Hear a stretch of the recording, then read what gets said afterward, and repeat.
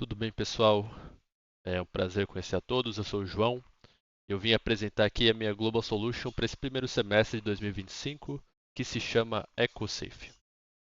O EcoSafe é uma solução para celulares voltada para prevenção e auxílio à reação a desastres naturais. A reação a desastres naturais foi o tópico que eu decidi escolher para a Global Solution desse semestre, porque de fato tem se tornado muito frequente, né? A gente tem observado incêndios, queimadas, enchentes mesmo, como foram as aqui de São Paulo no começo do ano. Então é um tópico que eu achei muito relevante para trazer para a Global Solution desse semestre.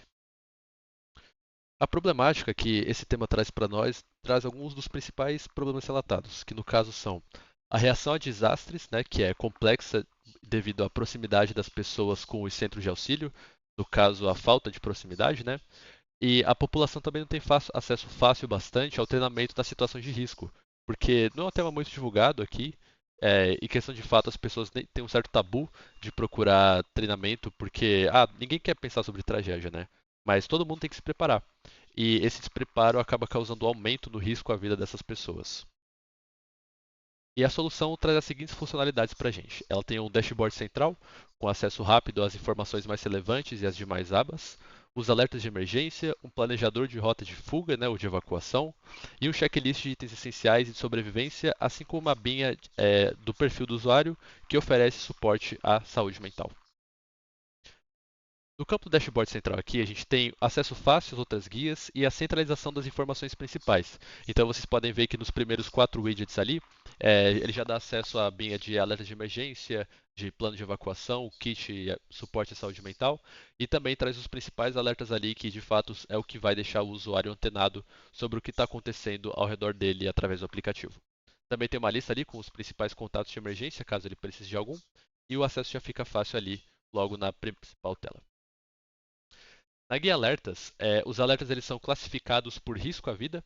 Então, alertas de desastre e monitoramento cotidiano recebem uma classificação que varia de verde até um tom de vermelho mais forte ali, com base na criticidade e do risco à vida que aquele evento que está acontecendo oferece para o usuário. Então, por exemplo, as enchentes, né, como foram aqui em São Paulo, geralmente sempre tiram a vida de alguém e é muito trágico. Então, com certeza receberia uma avaliação crítica. Mas o monitoramento assim de algo mais comum poderia receber uma criticidade mais baixa. No planejador de rota de evacuação, as rotas de evacuação elas são pré-definidas antes do desastre, então tanto o usuário pode cadastrar manualmente endereços de abrigos, como ele pode importar esses endereços da internet, e o acesso pode ser feito tanto com ou sem acesso à internet. Né, com acesso à internet, o usuário pelo menos vai ter ali acesso ao GPS, então ele vai saber a posição dele em tempo real, e a proximidade dele ao endereço que ele selecionou. Ou ele também pode fazer esse acesso offline e ir se norteando com base em pontos de referência que forem imputados durante a rota que ele for percorrer. No checklist de sobrevivência, existe a possibilidade, né, de o usuário adicionar itens manualmente, como ele também pode carregar kits pré-definidos, sejam de outros usuários ou de instituições do governo, que decidam programar ali kits de sobrevivência para os usuários poderem importar. E dentro de cada item vai ter um checkboxzinho ali para o usuário conseguir marcar os itens que já estão na posse dele. E por fim, na aba de perfil, nós temos o acesso ao Centro de Suporte à Saúde Mental, né, que é um tema muito relevante em situações de desastre, porque naturalmente mexe com o psicológico de qualquer um. E é muito interessante para que o usuário possa se manter resiliente e ele ter acesso fácil a esse tipo de suporte. E também ele pode se comunicar com outros via Bluetooth, né, caso ele não tenha acesso à internet.